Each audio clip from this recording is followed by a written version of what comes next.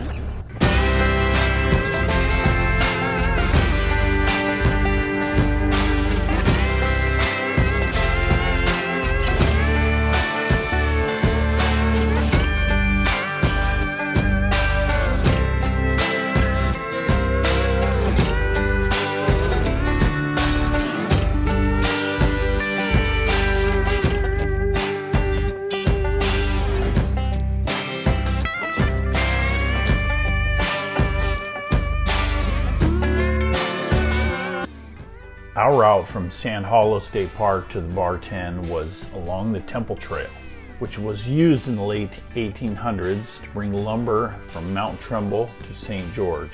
Remnants of these early settlers are everywhere.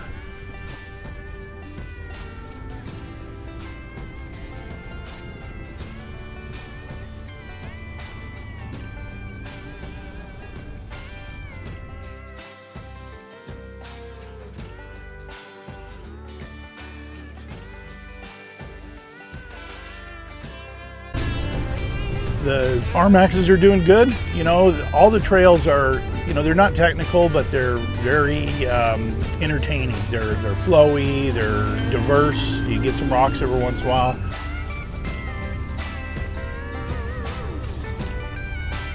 It's a mix between what you would see in Baja on a good day and something you would see on the set of 1883. I mean, you're in the middle of nowhere most of the time on wagon trails, and haven't seen another soul out here. Just been beautiful.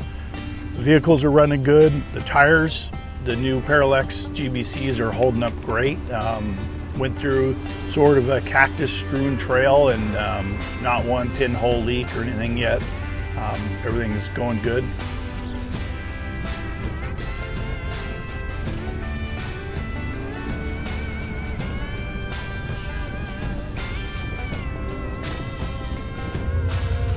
It's really doable to get to the Grand Canyon and back on a side-by-side.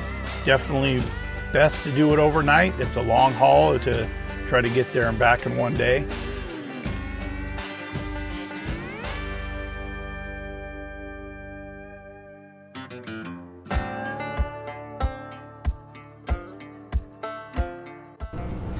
Thankfully, the U.S. Bureau of Land Management has mapped out thousands of miles of trails in remote areas all over the western U.S. like this for us to enjoy. Most trail-type smartphone apps and GPS units like the Adventure Pro that comes stock in the Yamaha RMAX have these trails uploaded already. It's up to you to make the connections and go enjoy them. Our ride leader was able to string together 2 100-plus mile days, barely touching the same trail twice, and avoided any main roads.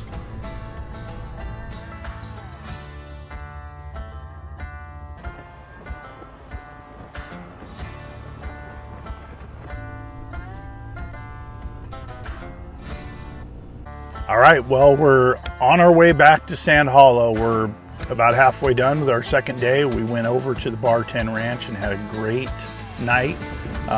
Looked at the Grand Canyon at the Whitmore Overlook, which is about 5 miles from Bar 10.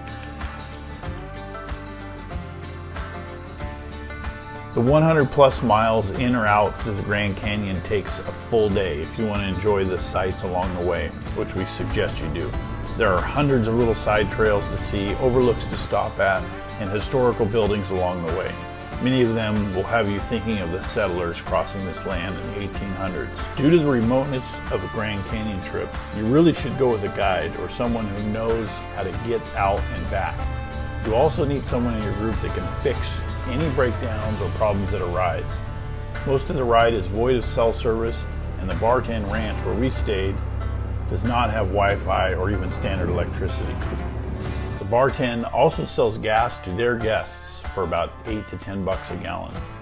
You can book covered wagon or dorm style room for $160 per night, which includes 2 meals. Their website's bar10.com. Show you what they look like inside.